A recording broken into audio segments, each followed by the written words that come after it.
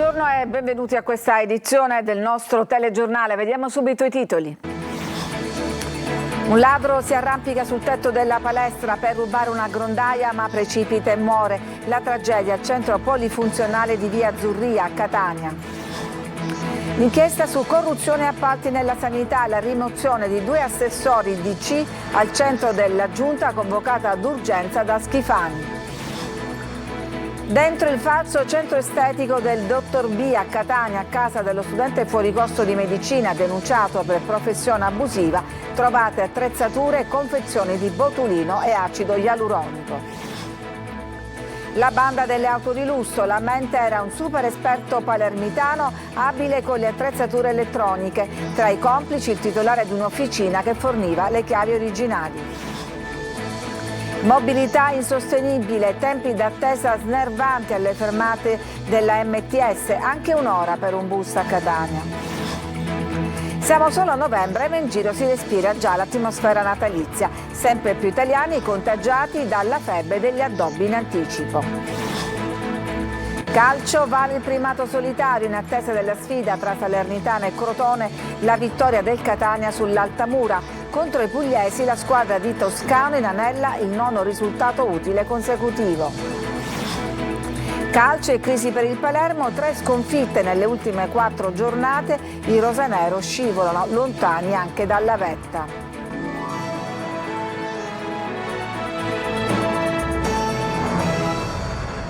Sale sul tetto della palestra per rubare una grondaia ma precipita e muore. La tragedia si è verificata al centro polifunzionale di via Azzurria a Catania e riaccende la polemica sulla scarsa sicurezza della struttura. La procura ha aperto un'inchiesta. Sentiamo Tonino De Mana. Si era arrampicato sul tetto del polifunzionale di via Azzurria per rubare quel che resta in una struttura già più volte depredata, ma un passo falso gli è costato caro, carissimo, pagando tutto con la morte. Un uomo è stato trovato senza vita sugli spalti della palestra dove ieri sera, fino a tardi, si era giocata una partita di pallacanestro. Fatali il cedimento del controsoffitto ed un volo da un'altezza di oltre 10 metri. Secondo una prima ricostruzione della polizia, la vittima avrebbe tentato di rubare una grondaia. A fare il macabro ritrovamento è stato un addetto alla polizia, come conferma il custode dell'impianto. Aprendo qua la porta del palazzetto si è reso conto che c'era questa persona a terra, sanguinante. Lui in realtà all'inizio era convinto che l'avevano picchiato, magari perché qua troviamo di tutto, barboni, tossici, siamo veramente nelle mani di nessuno. Invece in realtà poi accendendo le luci si è reso conto che c'era un buco sul tetto e in realtà praticamente questa persona era caduta dal tetto. Si muore per pochi euro e si riaccende la polemica sulla scarsa sorveglianza del polifunzionale. Qui è diventata la terra di nessuno, furti di qualunque genere, atti vandalici di qualunque genere e anche consumo di stupefacenti, atti sessuali. Con un sistema di videosorveglianza magari si sarebbe beccato prima, andava punito per come dice la legge. L'uomo, morto presumibilmente sul colpo, era privo di documenti. Veniamo adesso all'inchiesta su corruzione e appalti nella sanità. Schifani convoca d'urgenza la giunta regionale, riunita proprio in questi minuti. L'ipotesi è quella della rimozione di uno o di entrambi gli assessori targati DC. Luca Ciliberti. Sono ore febbrili a Palazzo d'Orlean. Schifani ha deciso di rompere gli indugi e dare una risposta politica alla notizia dell'inchiesta che coinvolge Cuffaro e il suo partito. Mentre parliamo è in corso la giunta regionale convocata d'urgenza. Il presidente della regione è stato investito da un clamore mediatico senza precedenti in questa legislatura. Adesso ci si aspetta una reazione forte. L'ipotesi più accreditata al momento è la richiesta di dimissione dei 2 assessori in quota DC. Si tratta di Nuccia Albano alla famiglia e di Andrea Messina agli enti locali per decuffarizzare la giunta. Una richiesta che in una formula più politica potrebbe diventare una revoca, col rischio di perdere pezzi di maggioranza tra i deputati in aula. L'alternativa è quella di azzeramento che provocherebbe un vero e proprio terremoto nel centrodestra siciliano. Nei giorni scorsi il presidente aveva sospeso dall'incarico Maria Letizia Di Liberti, dirigente dell'assessorato dell'Albano, quello più esposto nelle carte dei PM di Palermo, accusata per le soffiate sui bandi a Cuffaro. Una risposta troppo blanda secondo i partiti di maggioranza. Gli autonomisti di Lombardo spingerebbero per l'azzeramento, Fratelli d'Italia per la rimozione dei 2 assessori. Un'azione radicale di Schifani, ragiona qualcuno, rischierebbe di coinvolgere gli altri assessori indagati, tra questi la Amata e San Martino. Tra le ipotesi circolate ci sarebbe anche quella della prova di forza modello Occhiuto in Calabria, una finanziaria di servizio con pochissimi indispensabili articoli, poi dimissioni ed elezioni immediate, una mossa che non sarebbe peregrina e che spiazzerebbe tutti, alleati e oppositori. Sulla vicenda giudiziaria però lo stesso Palazzo d'Orleans ha dichiarato di aspettare e di seguire con doveroso riservo istituzionale, ma con rigorosa attenzione, l'evoluzione della vicenda. Certo che oggi è un crocevia. E adesso vi mostriamo, siamo di nuovo alla cronaca, l'appartamento del cosiddetto Dottor B, un falso centro estetico allestito a Catania da uno studente fuori corso di medicina che sui social promuoveva i suoi interventi a base di botulino e acido ialuronico. Sentiamo Delia De Barbagallo. Eccolo l'appartamento in cui uno studente di medicina fuori corso aveva realizzato a Catania un ambulatorio di medicina estetica sprovvisto di qualunque autorizzazione. Qui il giovane, che sui social si faceva chiamare Dottor B, denunciato dai carabinieri del NAS per esercizio abusivo della professione, eseguiva trattamenti estetici a base di botulino ed acido ialuronico, filler labbra, rinofiller, a prezzi competitivi. Ignari i pazienti che si lasciavano ingannare dall'aspetto dei locali apparentemente professionali e dai video del prima e dopo i trattamenti postati su Instagram e TikTok dal falso medico, che era in possesso di una partita IVA per esercizio di commercio ambulante. Durante la perquisizione i militari hanno rinvenuto confezioni ancora integre di botulino ed acido ialuronico, aghi, cannule, bende e nella spazzatura le sostanze già inoculate. Molti dei farmaci utilizzati sono risultati di produzione estera e privi dell'autorizzazione all'immissione in commercio rilasciata dall'Agenzia Italiana del Farmaco, potenzialmente quindi perfino pericolosi. Sono state anche trovate le schede dei pazienti, i trattamenti eseguiti o da eseguire e il tariffario applicato, grazie alle quali è stato possibile ricostruire il giro d'affari di oltre 75.000 euro relativo al solo primo quadrimestre del 2025. Scoperta una banda che rubava in Europa vetture di lusso attraverso sofisticate apparecchiature elettroniche che riuscivano ad aprire le auto con chiavi falsificate. Indagati padre e figlio palermitani e un uomo di Alcamo residente a Milano. Nella rete è stato individuato un palermitano dotato, secondo gli investigatori, di eccezionali competenze di natura tecnica. Tra i complici del gruppo anche il titolare di un'officina ufficiale di un marchio automobilistico che forniva le chiavi originali poi inviate in Cina per essere copiate. Nel corso delle operazioni presso l'abitazione palermitana degli indagati è stato rinvenuto, lo vedete, un vero e proprio laboratorio dotato della più avanzata strumentazione utile appunto alla realizzazione dei dispositivi oggetto di questa indagine. A Catania colpi di arma da fuoco sono stati esplosi la notte scorsa contro la vetrina di un panificio in via Plebiscito. La titolare stamattina ha trovato 6 fori. Gli agenti di polizia hanno recuperato 2 bossoli e un proiettile inesploso.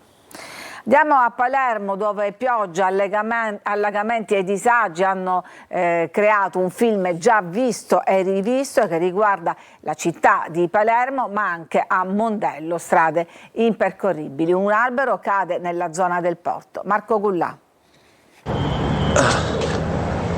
È successo di nuovo. Non me lo dire, ti prego. Sì, è successo di nuovo. Piove e diverse strade di Palermo si allagano. Il temporale di ieri ha trasformato in fiumi alcune strade del capoluogo, come i quartieri di Tommaso Natale, Partanna e Mondello. E poi via Ugo La Malfa, dove si è sfiorata la tragedia a causa del sottopasso allagato. I vigili del fuoco hanno messo in salvo una famiglia con un neonato di 4 mesi che con l'auto era rimasta intrappolata nell'acqua. E l'acquazzone di questa mattina ha nuovamente mandato in tilt alcuni quartieri. Siamo a Mondello, nei pressi di Viale Galatea. Quella che vedete alle mie spalle è un'arteria che dopo il temporale di stamattina è divenuta praticamente impercorribile. Lamentele da parte dei residenti, ma la situazione però non cambia. Guardi quando io sposto le foglie cosa succede, no?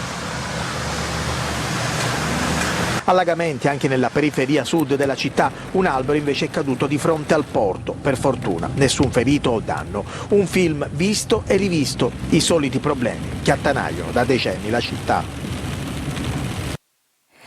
A Catania mobilità insostenibile, tempi d'attesa snervanti alle fermate dell'autobus, anche un'ora per il 525, ecco perché i catanesi non rinunciano all'automobile. Sentiamo Tonino De Mano. 1 ora e mezzo rispetto al 31. E era stanca pure perché sono anziana. Questa signora alla fermata AMTS di piazza Santa Maria di Gesù dà già una risposta al traffico caotico. I catanesi non si fidano dei mezzi pubblici e per questo non intendono rinunciare alla cara automobile. Risultato: strade intasate e sistema nervoso in tilt. Ci sono troppe macchine in circolazione, ha recentemente detto il comandante della Polizia Municipale Perugia, ma i cittadini cosa ne pensano? Lei prende l'autobus? No, Perché? perché mi secca aspettarlo, perché faccio a piedi prima dell'autobus. Mezzi pubblici a Catania, poverini, fanno miracoli per il numero che sono e per quello che possono fare. Bisognerebbe incrementarli. Penso che bisogna limitare il traffico e utilizzare più la metro. Tempi d'attesa esagerati, 30-40 minuti per Cibali, oltre 60 a San Giorgio per aspettare il 525. Così, alle fermate, lo smartphone è un ottimo strumento per ingannare l'attesa. Sì, purtroppo sì, dobbiamo aspettare un po'. Da quanto tempo aspetta? Quasi un'ora. Fortunatamente abitando in centro lo prendo poco, però i tempi di attesa sono esagerati, molto esagerati. In questo momento penso che c'è parecchia sofferenza. Più che un cambio di passo, è un passo falso all'agognata ricerca di una mobilità sostenibile. Sequestrati a Palermo dalla Guardia di Finanza oltre 10.000 labubu falsi. Parliamo di quel pupazzetto diventato un fenomeno arrivato da Hong Kong e che sul mercato avrebbe fruttato oltre 500.000 euro. Desiree Ferlito.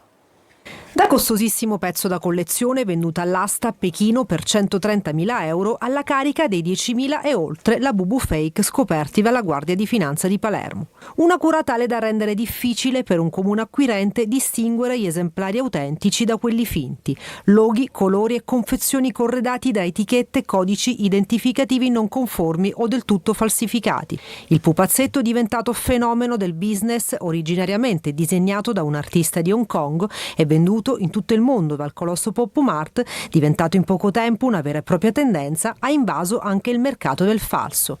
7 le attività incriminate, tra cui un noto centro commerciale del capoluogo che avrebbe venduto almeno 3.000 degli iconici peluche brutti a un prezzo decisamente conveniente rispetto agli originali.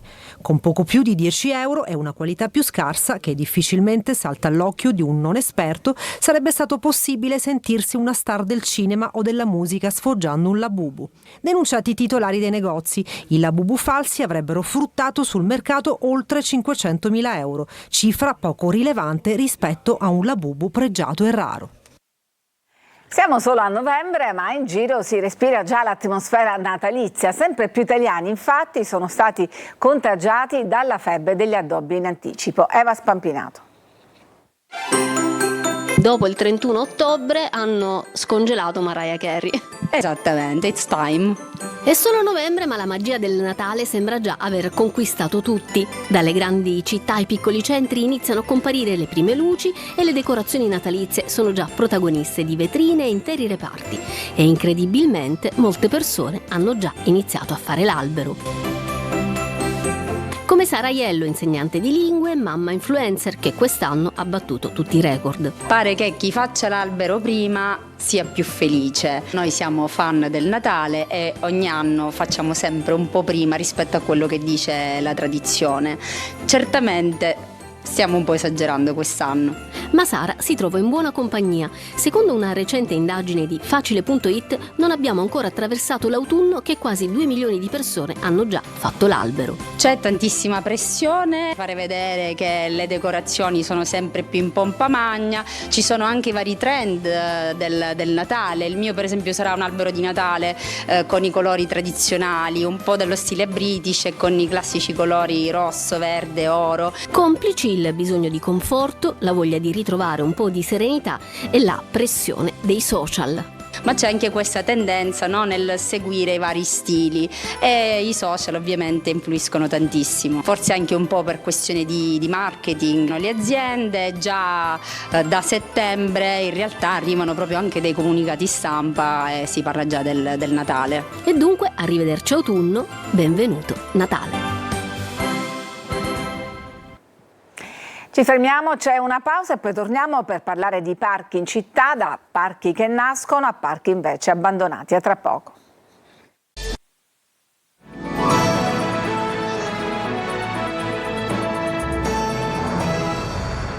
Catania è stato consegnato oggi un parco nel quartiere di San Giorgio. Si tratta di un bene confiscato alla mafia che era diventato una discarica abusiva. Sentiamo Simona Mazzone.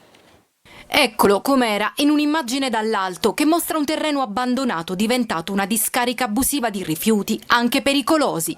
Ed eccolo invece oggi, completamente trasformato. Siamo a Catania, nel cuore del quartiere San Giorgio, tra le vie degli Olmi e del Faggio, dove quest'area confiscata alla mafia è stata consegnata ai cittadini dopo un intervento di restyling finanziato con fondi europei del PNRR per circa 177.000 euro. Si tratta di un'area di oltre 1.000 metri quadri su 2 livelli, una parte dedicata al verde, l'altra dedicata ai bambini con un parco giochi. L'intervento include anche l'impianto di irrigazione, l'illuminazione a LED e la piantumazione di alberi e arbusti, tra cui oleandri, ulivi e vilburni, e il parcheggio. Era una vera e propria discarica abusiva, era piena di amianto, sono stati fatti quasi 12 camion di amianto in discarica, sono stati conferiti proprio per bonificare l'area, c'erano carcasse di auto, c'erano oli esausti. Un bene tolto alla mafia apparteneva al boss emergente Sebastiano Fichera, ucciso nel 2008 per contrasti interni al clan Cappello. La restituzione alla comunità, quindi anche una valenza sociale. L'area appena consegnata è già pronta dallo scorso mese di luglio. Il quartiere si sta prendendo cura di quest'area, non è stato assolutamente vandalizzato, anzi i ragazzi lo stanno utilizzando come spazio di aggregazione e come momento di condivisione, anche perché sono state abbattute le barriere architettoniche. Al progetto ha collaborato l'esperto del sindaco Michele Cristaldi, c'era anche il presidente del sesto municipio Francesco Valenti e i consiglieri, ma anche i commercianti della zona che si occuperanno della manutenzione e della supervisione dell'area. E per un parco nuovo di Zecca, un parco che rischia di scomparire a quasi 2 mesi dall'inaugurazione, il parco dei Villini a Siracusa, infatti è stato preso di mira dai vandali. Sentiamo Francesco Aloi. Nemmeno le telecamere sono riuscite a fermare i vandali. In effetti c'era da aspettarselo e così è stato. Il primo parco inclusivo e pedagogico della Sicilia, a Siracusa, era stato inaugurato a fine settembre e dopo qualche settimana eccolo vandalizzato. È una vergogna perché non si può vedere. C'è una cosa molto nuova che viene vandalizzato in questo modo non sembra giusto. Questi sono giochi per bambini, ma come ci dice chi frequenta il parco, qui vengono anche adolescenti che saltano la scuola e trascorrono qualche ora su questi giochi, danneggiandoli. I genitori vengono qui a portare i bambini anche per far trascorrere del tempo libero e poi arrivare qui a vedere tutto quello che è stato costruito, alla fine è stato vandalizzato, non è giusto, non è una buona idea. Secondo me devono essere fatti più controlli e prendere seri provvedimenti. Un parco che per la zona rappresenta un'isola felice, il verde, i giochi, tutto pensato a misura di bambino. Però c'è una cosa che manca, il rispetto per il bene comune. Lo sto notando anche io da poco che sono seduta qua, ho visto cose che non mi piacciono, praticamente ci fanno fare quello che vogliono ai bambini. I vandali comunque potrebbero avere le ore contate. Le immagini delle telecamere infatti sarebbero già nelle mani della polizia municipale. E si è appena conclusa la giunta convocata d'urgenza da Schifani. A sorpresa non è stata affrontata la cosiddetta decufarizzazione della giunta, quindi non ci sono state né dimissioni né revoche nei confronti dei 2 assessori targati DC. È stato trattati soltanto i punti all'ordine del giorno, e cioè la proposta di proroga dello stato di crisi e di emergenza regionale per l'evento del 10 dicembre 2024 a Caltanissetta, la modifica delle basi giuridiche relative alla promozione di investimenti per lo sviluppo di tecnologie digitali e di sviluppo e fabbricazione di tecnologie pulite. Quindi l'attesa della vigilia rispetto ad una presa di posizione di Schifani non si è avverata. Ci fermiamo, c'è una pausa, torniamo tra poco con la pagina sportiva.